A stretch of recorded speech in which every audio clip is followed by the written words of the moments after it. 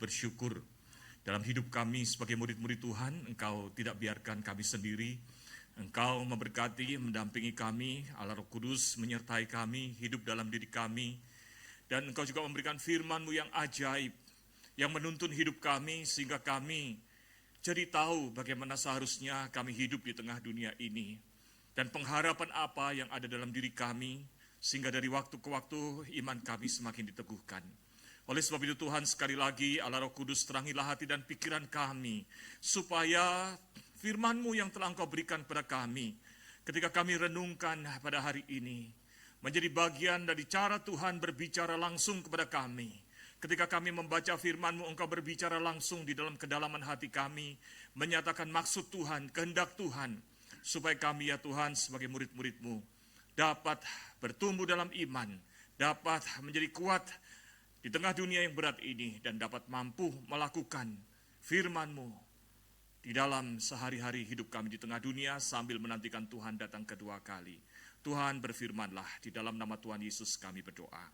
Amin. Silakan duduk Bapak Ibu sekalian. Shalom. Apa kabar? Dapat beribadah kembali Bapak Ibu sekalian, dan saya bersyukur bisa lagi bertemu. 2 minggu yang lalu saya sakit, sehingga minggu lalu saya tidak datang. Saya beribadah di rumah, rasanya sedih sekali nggak ketemu Bapak Ibu sekalian. Ya, 2 minggu yang lalu saya kena cacar air, lalu sudah sembuh, masuk ke kantor hari Selasa kemarin, ganti kena flu berat. Jadi makanya tadi saya pakai masker supaya hari ini aman. Ya, nanti jadi jangan kaget kalau ketemu saya kembali di pintu pakai masker dan salam jarak jauh. Tapi tidak mengurangi berkat Tuhan dalam kebersamaan kita. Amin. Nah, saudara sekalian, minggu lalu Pendeta Roni, Musa Roni mengajak kita untuk merenungkan tentang follow Jesus, not the flow. Bagaimana menjadi murid, pengikut Tuhan yang sejati, bukan sekedar ikut-ikutan. Ya, saudara termasuk pengikut Tuhan yang sejati atau yang ikut-ikutan? Halo? Nah, saudara termasuk true follower of Christ atau just follow-followan? Follow-followan itu bahasa apa ya? Nah, saudara, Tuhan Yesus menghendaki kita menjadi pengikut Kristus yang sejati. Dan untuk pengikut Kristus yang sejati, Tuhan memberikan nama yaitu sebagai murid Kristus. Murid itu matetes. Murid itu di dalam prakteknya pada masa itu adalah orang yang memiliki komitmen penuh untuk mengikuti ajaran dan kehidupan gurunya. Beda sama sekarang. Murid sekarang itu datang ke sekolah ya dalam rangka kewajiban atau kepentingan, betul ya? Tidak perlu ngikutin gayanya gurunya. Lose Moses ini guru dan di sini banyak guru juga ya. Jadi nggak ada murid yang kemudian ngikutin gurunya kemana saja, ke kantin, pulang rumah diikutin, ya enggak. Hanya diambil ilmunya saja. Tapi saudara sekalian, ketika kita bicara murid Kristus, konteksnya adalah murid yang dimaksud dalam firman Tuhan adalah orang yang mengikuti gurunya kemanapun gurunya pergi. Yang mengikuti gaya hidup gurunya. Maka saya suka dengan yang dikatakan oleh Bill Hall di dalam bukunya, dia berkata begini, bahwa murid itu adalah percaya apa yang Yesus percayai, hidup seperti Yesus hidup, mengasihi seperti Yesus mengasihi, melayani seperti Yesus melayani, dan memimpin seperti Yesus memimpin. Amin. Nah, itulah yang disebut dengan the true follower atau murid Kristus itu. Nah, saya perlu memberikan titik ini untuk kita kemudian masuk kepada bulan ini, Februari sampai nanti bulan Juni, kita akan masuk ke dalam pembahasan tentang khotbah di bukit. Saudara, khotbah di bukit itu apa? Saudara, kalau saudara masih ingat pada waktu awal pembahasan Matius, kita bicara tentang Injil Matius ini adalah Injil Kerajaan Surga. Berkali-kali ditekankan tentang kerajaan surga. Dan Kristus Yesus adalah Mesias, Juru Selamat, tapi juga dia adalah Raja Kerajaan Surga itu. Dan kita adalah diangkat menjadi warga Kerajaan Surga. Maka saudara sekalian, dari pasal 5 sampai pasal 7 dari Injil Matius itu adalah khotbah di bukit. Orang-orang mengatakan ini adalah manifesto kerajaan surga. Ada juga yang mengatakan the Magna Carta atau piagam hukum dari bagaimana seharusnya warga kerajaan surga itu hidup. Yang di dalamnya berisi tentang nilai-nilai, etika, cara hidup bagaimana kita itu sebagai warga kerajaan surga. Nah saudara, kalau kita membaca di dalam, nanti kita merenungkan sepanjang dari Februari sampai Juni. Khotbah di bukit itu saudara sekalian, adalah bicara bukan tentang bagaimana cara masuk ke kerajaan surga. Tapi adalah bagaimana kita yang sudah diangkat sebagai warga kerajaan surga itu. Bagaimana harus hidup selama kita masih hidup di tengah dunia ini. Belum masuk ke surga. Jadi ini adalah keindahan dari yang disebut dengan khotbah di bukit. Dan 2 bulan pertama dari Februari dan Maret ini kita akan membahas tentang ucapan bahagia. Ada 8 ucapan bahagia yang begitu indah. Mari kita baca bersama sekarang Matius 5 ayat 1 sampai dengan ayat yang ketiga. Saudara, karena ayatnya pendek kita baca bersama-sama ya. 1, 2, 3. Ketika Yesus melihat orang banyak itu, naiklah ia ke atas bukit dan setelah ia duduk, datanglah murid-muridnya kepadanya. Yesus pun mulai berbicara dan mengajar mereka, katanya, berbahagialah orang yang miskin di hadapan Allah, karena merekalah yang empunya kerajaan surga. Kita ulangi ayat yang ketiga bersama-sama ya, karena nanti di bagian akhir dari khotbah ini, dari renungan ini, saya minta saudara hafal. Jadi sekarang kita baca dulu supaya nanti di akhir saya tagih hafal enggak. Ya, kita baca ayat ketiga bersama-sama. 1, 2, 3. Berbahagialah orang yang miskin di hadapan Allah, karena merekalah yang punya kerajaan surga. Saudara, kalimat dari ayat yang ketiga dimulai dengan kata berbahagialah. Menurut saudara, saudara hari ini adalah orang yang bahagia enggak? Halo? Langsung wajahnya wajah sedih semua. Nah ngapain saudara datang, menjalani hidup ini kalau enggak bahagia? Saudara termasuk orang yang bahagia enggak? Hah? Atau mungkin saya tanyakan kepada saudara yang menikah aja, karena biasanya kalau menikah dikasih ucapan selamat berbahagia, padahal sebetulnya dalam tanda kutip, dalam kurung, selamat berbahaya. Betul enggak? Karena pernikahan itu banyak bahayanya, bahagianya belum tentu. Enggak lah, harusnya bahagia pernikahan Kristen. Amin? Tuh, aminnya kan lemah semua. Saudara enggak bahagia ya? Masa kecil kurang bahagia dan masa besar tidak bahagia. Sedih deh. Saudara termasuk berbahagia enggak? Kalau gitu pertanyaan saya sekarang adalah begini.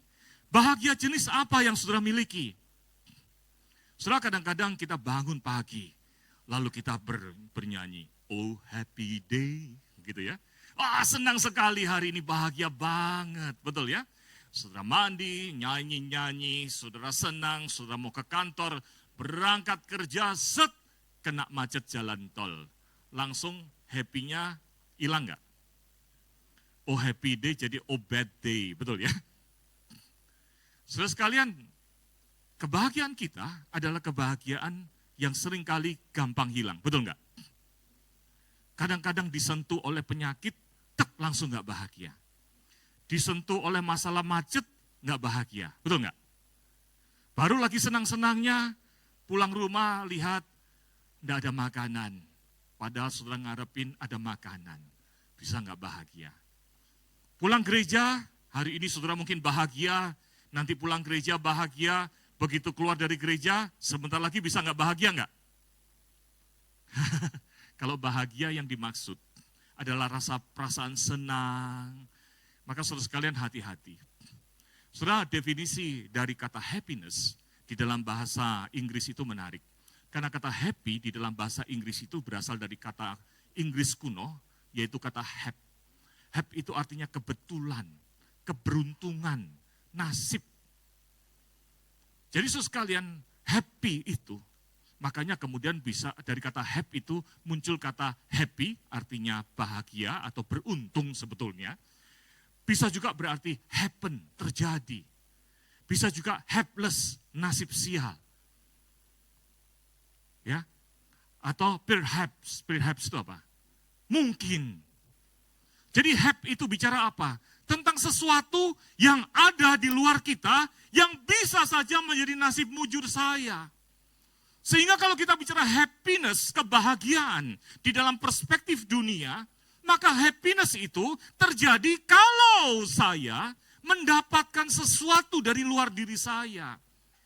Dan kalau ada sesuatu di luar diri saya yang kemudian mengusik saya, maka kemudian happiness itu bisa hilang, bahagia itu bisa terganggu. Itulah happiness atau kebahagiaan yang dari dunia. So, ketika kita bicara tentang bahagia yang dimaksud di dalam ayat 3 tadi, kata bahagia di sini, berbahagialah ini, menggunakan satu kata yaitu makarios. Kata makarios itu sebetulnya Tuhan Yesus itu pada waktu berbicara sehari-hari tidak menggunakan bahasa Yunani, saudara sekalian. Ya, karena bahasa pada waktu itu adalah yang digunakan oleh kalangan orang Yahudi adalah bahasa Aram. Karena sebelum Yunani menjajah, maka saudara sekalian menguasai dunia, maka sebelumnya ada Aram. Bangsa Aram itu bahasa Aramnya menjadi bahasa internasional seperti bahasa Inggris sekarang. Sehingga orang Yahudi, orang Ibrani meninggalkan bahasa Ibraninya karena tinggal di pembuangan di Babilonia, mereka terpaksa menggunakan bahasa sehari-harinya bahasa Aram. Nah, bahasa Aram yang digunakan sebetulnya adalah Asre. Dan Asre itu adalah artinya diberkati. Tapi juga artinya happy. Tapi saya ingin mengajak melihat di dalam bahasa Yunaninya. Kata bahasa Yunani makarios itu berasal dari kata mak. Mak itu artinya apa sih? Mak itu artinya adalah perpanjangan atau diperluas. Gambaran ini untuk menggambarkan apa? Bahwa Allah itu dengan kasih setianya yang tidak berkesudahan. Dengan kasih setianya yang besar itu.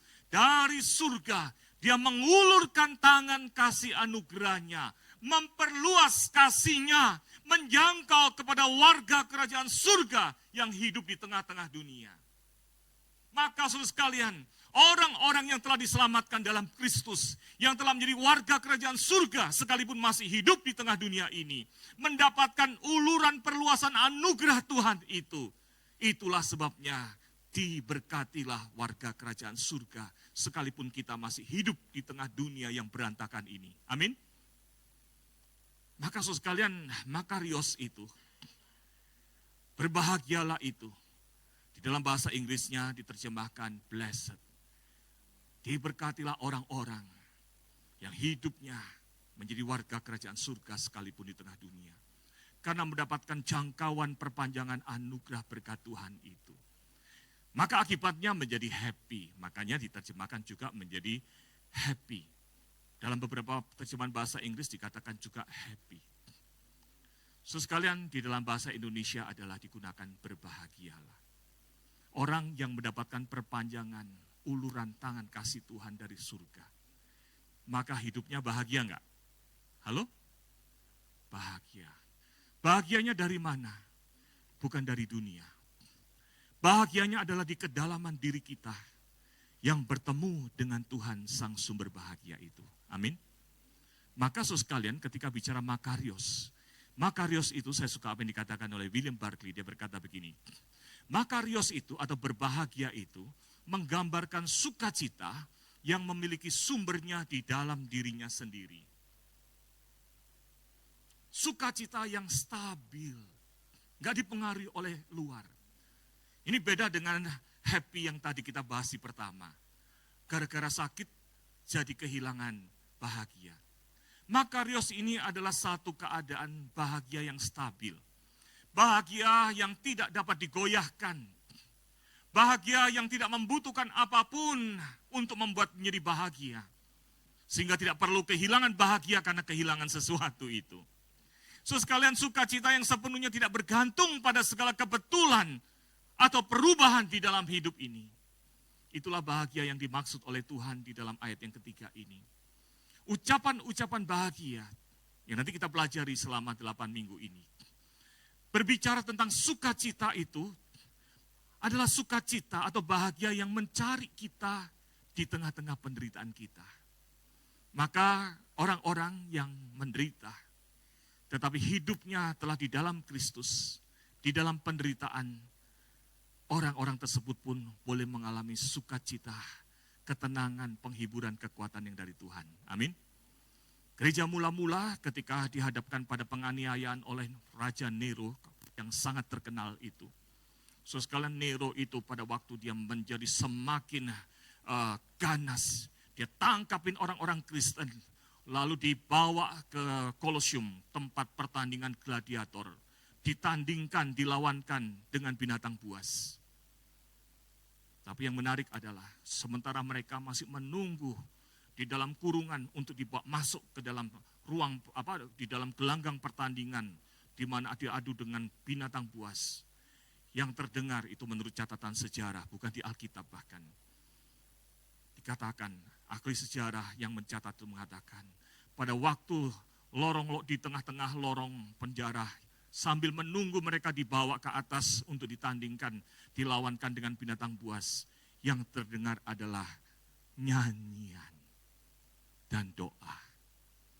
Bukan ketakutan dan air mata. Kenapa?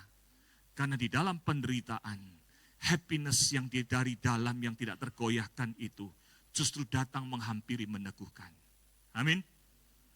Setelah itulah indahnya bahagia yang dimaksud ini. Engkau boleh mengalami penderitaan, tetapi bahagia itu justru yang datang mendampingi untuk menguatkan di tengah penderitaan. Happiness itu adalah sukacita, maka harus ada sukacita yang tidak dapat disentuh oleh kesedihan dan kehilangan. Oleh rasa sakit dan duka cita. Sukacita yang bersinar di balik air mata. Dan yang tidak dapat dirampas oleh apapun, baik dalam hidup ini maupun di dalam kematian. Amin. Saudara ingin gak punya bahagia seperti itu? Yang lebih indah lagi, saudara sekalian, ucapan bahagia tersebut bukan bicara tentang harapan akan apa yang akan terjadi nanti kalau kita hidup di surga, kita akan mengalami bahagia yang seperti itu. Tetapi ini adalah bicara tentang seruan ucapan selamat atas apa yang terjadi sekarang yang dapat dialami oleh para the true follower, pengikut sejati, murid Kristus, warga kerajaan surga yang tengah hidup di tengah dunia. Kebahagiaan berkat yang menjadi milik orang Kristen bukanlah suatu kebahagiaan yang masih harus ditunda ke waktu yang akan datang saat di surga nanti. Tapi kebahagiaan itu telah Tuhan berikan hari ini, supaya saudara dan saya di tengah air mata dunia, di tengah segala kesulitan, di tengah penderitaan, sakit penyakit, tetap boleh kuat, setia sampai akhir. Amin. Itu indahnya. Maka saudara sekalian, Makarios ini, di dalam khotbah di bukit ini, menjadi seperti peneguhan pengajaran Tuhan Yesus kepada para murid yang baru dipanggil. You are not just follow-one, follow-followan. Gitu ya. Bukan sekedar orang yang ikut-ikutan, follow the flow. Kalau engkau betul-betul murid yang sejati, pengikut yang sejati, engkau adalah warga kerajaan surga yang sejati. Ingatlah, bahagia sukacita yang sejati itu sudah diberikan hari ini. Galilah, nikmatilah, dalamilah. Jangan terlena dengan bahagia yang ditawarkan dunia, yang bahkan mungkin engkau belum tentu mendapatkannya. So sekalian, hari ini mengantar kita kepada poin pertama, mari kita baca bersama-sama. 1, 2, 3. Berkat dan kebahagiaan surgawi yang bersumber dari Tuhan sudah dapat dialami sejak saat ini dan juga nanti di kerajaan surga. Jangan mencari bahagia dari dunia yang labil dan bersifat sementara. Amin. Apa yang saudara kejar dalam hidup ini? Bahagia karena kekayaan, bahagia karena menikah, bahagia karena tercapai cita-cita jadi dokter, jadi ini, jadi itu dan sebagainya. Saudara, saya mulai tua. Tahun ini saya tambah tua pasti. Ya saudara pasti tua juga. Saya nggak mau menyebutkan berapa usia saya hari ini. Tapi usia saya tahun lalu adalah 58. Oh, jadi ketahuan tahun ini ya. Tambah tua, saudara sekalian, ya banyak pengalaman. Dan saya melihat banyak orang-orang yang dari mudanya mengejar apa yang namanya bahagia. Waktu saya jadi pembina pemuda, ada yang mengatakan saya mau mengejar uang, Musa. Kenapa? Saya miskin, keluarga yang miskin. Saya lihat orang-orang yang kaya kok bahagia. Akhirnya dia tinggalkan pelayanan-pelayanan. Dia fokus mencari usaha pekerjaan dan sebagainya. Dan betul jadi kaya. Tapi setelah saya bertemu suatu hari, hidupnya berantakan. Apakah kamu bahagia? Kalau bahagia dunia yang kau harapkan, engkau tidak mendapatkan. Karena bukan itu yang membuat hidupmu bahagia dan kuat di tengah dunia. Ada yang mengharapkan bahagia itu nanti kalau menikah. Karena mungkin dahulu sering baca komiknya Hans Christian Andersen. Soalnya nggak ada yang kenal ya, berarti usianya beda. Ya, dulu kan gitu kan komiknya mengatakan, maka sang putri tidur yang kemudian bertemu dengan pangeran yang jadi kodok. Begitu kemudian dicium kodoknya jadi pangeran, betul ya? Lalu kemudian menikahlah mereka dan bahagia sampai selama-lamanya. Yang ada setelah menikah seringkali saya jumpai sebagai pendeta, saya konseling. Dari bimbingan pacaran saya amatin, pranikah saya bimbing. Begitu menikah 1 bulan kemudian datang lagi konseling mau kembalikan kartu garansi. Gitu kan? Udah mau cerai. Kenapa ternyata enggak sebahagia yang dipikirkan? Saudara, kalau engkau memikirkan bahagia yang dari dunia, engkau kehilangan maksud bahagia yang Tuhan berikan, yang di dalam Tuhan. Sayang sekali, hidup kita menjadi rapuh. Saudara, hal yang kedua, ketika kita bicara tentang ayat ini, maka perhatikan Matius 5 ayat yang ketiga ini. Mari kita baca lagi supaya nanti di akhir kita bisa hafal. 1, 2, 3. Berbahagialah orang yang miskin di hadapan Allah, karena merekalah yang empunya kerajaan surga. Saudara, kata yang kedua yang saya ingin gali untuk kita pahami hari ini adalah kata miskin. Apa sih yang dimaksud dengan miskin itu? Saudara, kata ini dalam kalimat dalam bahasa Yunaninya, ayat ini adalah begini. Makarioi hoi tokoi. Berbahagialah orang yang tokoi, orang yang tokos. Tokos artinya miskin. Miskin yang seperti apa? Sangat miskin. Benar-benar kekurangan sumber daya. Orang yang mengemis untuk dapat bertahan hidup. Oleh sebab itu dalam beberapa terjemahan dikatakan berbahagialah orang yang mengemis. Yang jadi pengemis. Maksudnya gimana sih? Saudara, di dalam bahasa Yunani ada 2 kata yang digunakan untuk menyebut orang yang miskin. Kata yang pertama adalah penes. Kata penes itu sekalian artinya adalah orang miskin tapi masih bisa mandiri. Makanya saya gambarkan di sini, dibantu sama teman saya, AI, adalah orang yang masih bisa kerja. Pemulung itu miskin nggak? Miskin, tapi dia kerja untuk penghasilannya. Jadi miskin, ya miskin, tapi bisa kerja, bisa makan, tidak berlebihan, tapi juga tidak sangat berkekurangan. Kalau kita lihat di dalam Biro Pusat Statistik menetapkan garis kemiskinan di Indonesia itu berapa. Maka orang yang disebut miskin itu tahun 2025 standarnya adalah orang yang pengeluarannya per bulan Rp609.160. Jangan-jangan ini adalah makan saudara 3 kali sehari. Buat mereka ini adalah sebulan. Berarti satu harinya sekitar 20 ribuan. Ya. Itu buat makan siang, makan pagi, siang, malam. Atau kalau enggak ya makannya dihitung 1 kali. Saudara, ini adalah orang yang disebut miskin. Keluarga yang miskin terdiri dari 4-5 orang dengan pengeluaran per bulan 2,8 juta. Saya nggak tahu apakah ada di antara saudara yang mengalami situasi itu. Kalau iya, berarti saudara menurut standar ini adalah disebut miskin. Dan kalau saudara di atas itu tapi saudara masih merasa miskin, berarti saudara kebangetan. Buat ukuran Indonesia katanya udah lebih kaya. Jadi kalau saudara belanjanya tiap bulan itu adalah 1 juta, saudara bukan lagi miskin. Saudara sudah agak kaya. Betul nggak? Berarti di sini kebanyakan kaya nggak? Hah? Saudara, ketika kita bicara orang miskin yang pertama, itu adalah bicara tentang penes. Tapi yang dimaksud di dalam ayat ini adalah tokos. Tokos itu adalah siapa? Adalah orang yang mengalami kemiskinan yang mutlak dan sangat mengenaskan. Itu berasal dari kata ptosein yang artinya itu jongkok, lemes, nggak bisa buat apa-apa. Satu keadaan seperti disambit, dipukul kakinya sehingga tidak berdaya atas sesuatu. Kemiskinan yang disebut dengan tokos ini adalah kemiskinan orang yang sangat melarat dan sama sekali tidak berdaya. Itu yang dimaksud dalam ayat ini. Maka rioi hoi tokoi. Berbahagialah orang yang tokos. Bagaimana orang yang tidak berdaya, yang begitu miskin, melarat, tidak bisa mandiri, bergantung sama orang, itu disebut berbahagia. Pertanyaannya adalah, apakah iman Kristen itu adalah iman yang aneh, yang memuja kemiskinan? Adakah ya saudara agama yang memuja penderitaan dan kemiskinan? Namanya asketisme. Semakin merusak diri, menyangkali diri, semakin sakti. Makanya kalau saudara lihat ya di Google ya ada praktek-praktek seperti itu di India, ya orang-orang menyiksa diri atau kemudian bertapa, miskin dan sebagainya untuk mengejar kekudusan atau kesaktian. Apakah iman Kristen mengajarkan itu?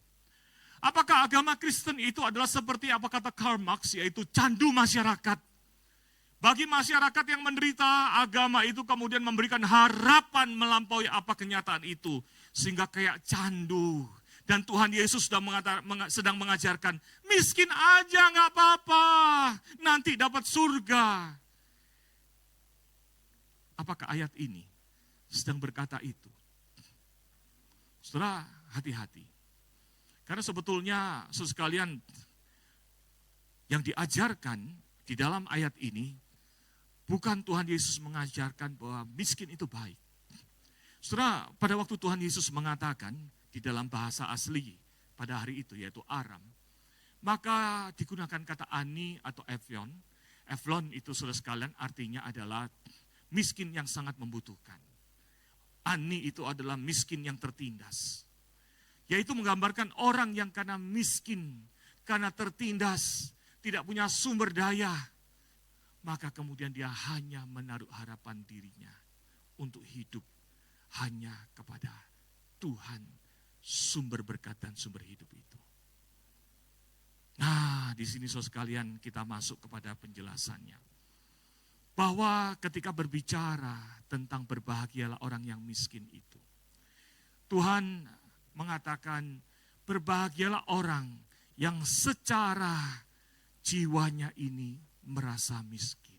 Sayang sekali di dalam bahasa Indonesia, lucu penerjemahannya walaupun terjemahan 2 sudah dikoreksi, tapi sayang sekali bunyinya adalah berbunyi begini, berbahagialah orang yang miskin di hadapan Allah. Karena di dalam teks aslinya harusnya adalah bunyinya begini. Maka rioi hoi tokoi to pneumati. Berbahagialah, seperti bahasa Inggrisnya. Blessed are the poor in the spirit. Berbahagialah orang-orang yang jiwanya, di dalam jiwanya, merasakan rasa kebutuhan yang besar akan Tuhan. Yang menyadari bahwa hidupnya ini bergantung kepada Tuhan. Setelah itulah sebabnya William Barclay itu memberikan penjelasan begini. Kemiskinan bukanlah hal yang baik. Yesus tidak pernah menyebutkan berbahagialah kemiskinan dan ayo rame-rame jadi miskin. Kemiskinan itu justru yang diperangi di dalam Injil. Makanya orang percaya diajak untuk membantu orang yang miskin. Betul enggak? Maka saudara sekalian, kalau miskin itu baik, miskin itu adalah tujuan, maka nggak perlu kita bantu, betul nggak? Begitu ketemu orang miskin, kita bilang, selamat kamu telah mencapai tujuan imanmu, gitu kan? Dan kita ini yang masih belum, sayang sekali karena kami masih kaya. Enggak gitu.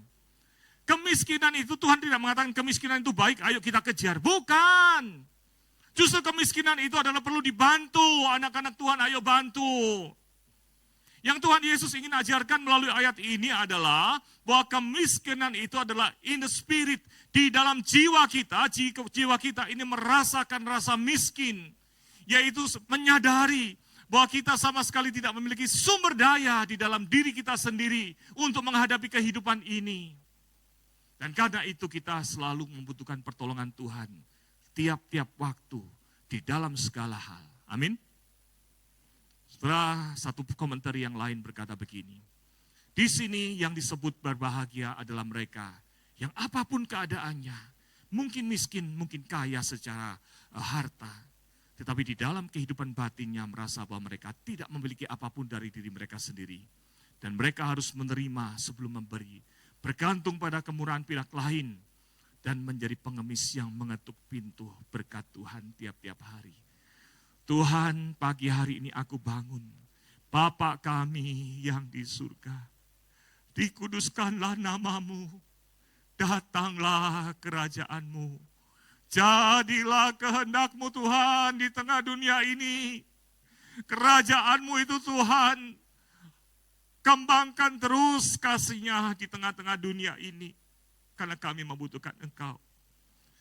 Habis datanglah kerajaan-Mu, jadilah kehendak-Mu, dan berilah kami pada hari ini makanan kami yang secukupnya.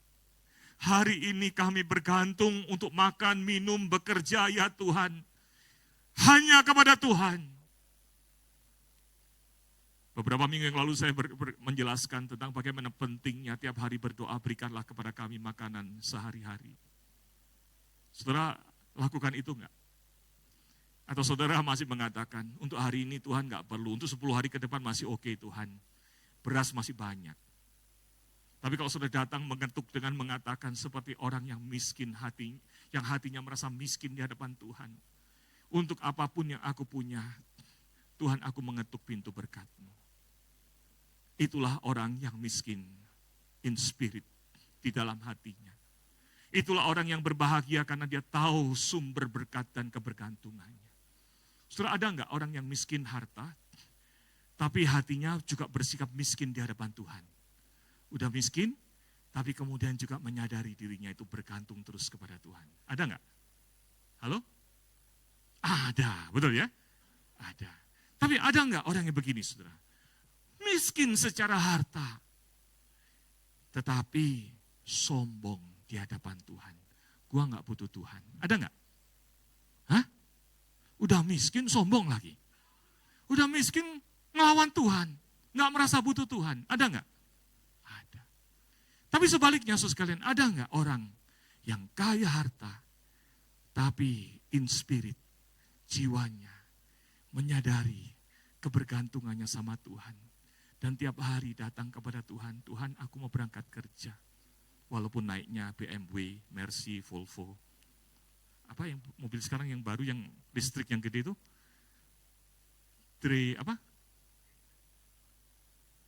Densa.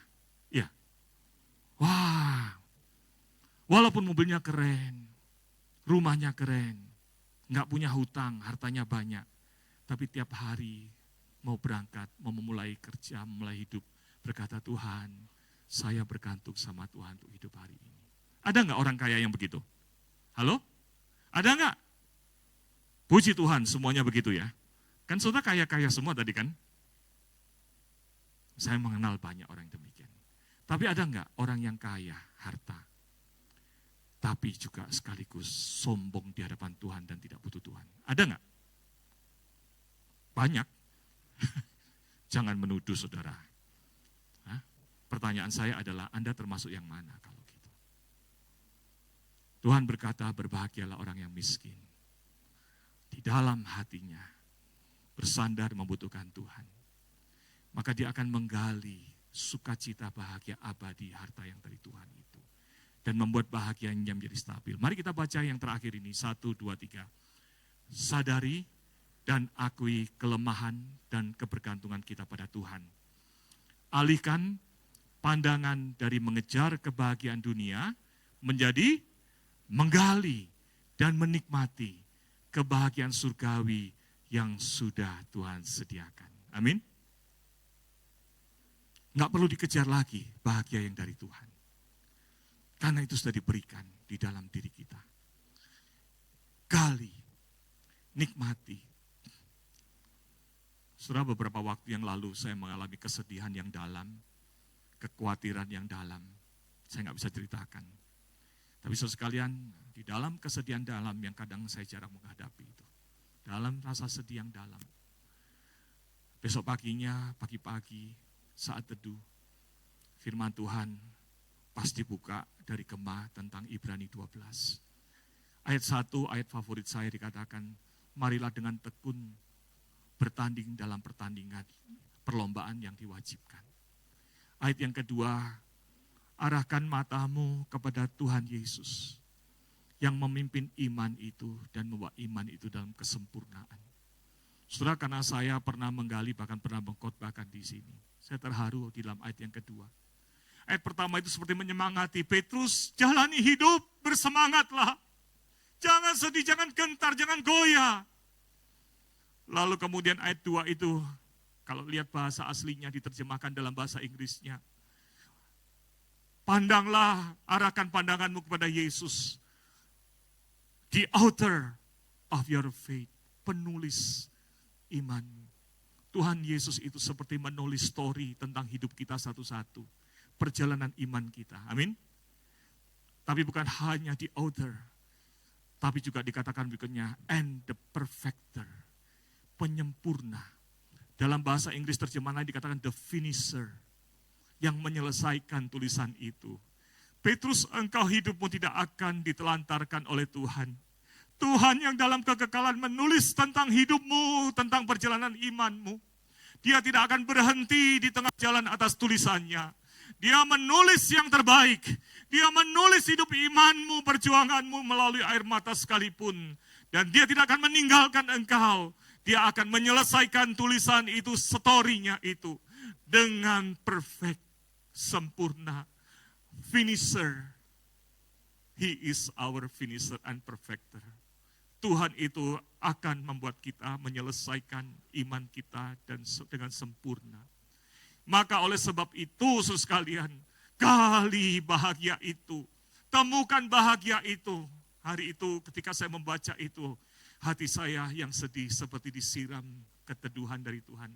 Saya katakan, Tuhan, saya percaya akan apa yang Engkau tuliskan tentang hidup saya.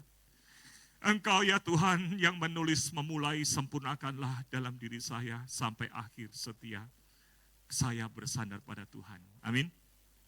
Saudara, itulah yang namanya mengalihkan pandangan dari apa yang dikejar manusia, tetapi masuk ke dalam menggali apa yang Tuhan berikan dan mendapatkan keteduhan hati. Mari kita baca, menghafal ayat ini bersama. 1, 2, 3. Berbahagialah orang yang miskin di hadapan Allah, karena merekalah yang punya kerajaan surga. Mari tutup mata sambil membaca, mengingat bersama-sama. Matius 5 ayat yang ketiga. Berbahagialah orang yang miskin di hadapan Allah, karena ialah yang punya kerajaan surga. Mari kita berdoa. Tuhan, sempurnakan firman-Mu dalam hati kami, supaya setiap kami boleh mengalami, menggali, menikmati bahagia yang Tuhan telah sediakan bagi pengikut Tuhan yang sejati, bagi murid Kristus, bagi warga kerajaan surga, orang-orang yang telah Tuhan selamatkan. Sekalipun hidup di tengah dunia, Tuhan telah berikan fondasi bahagia itu. Ajar kami untuk menggalinya, bukan mengejar bahagia yang dari dunia, yang semu, yang palsu, yang dapat hilang ini. Mohon Engkau meneguhkan iman kami, sebentar kami akan masuk ke dalam perjamuan Tuhan. Teguhkan iman, tekad kami untuk setia sampai akhir mengikut Tuhan. Di dalam nama Tuhan Yesus kami berdoa. Amin.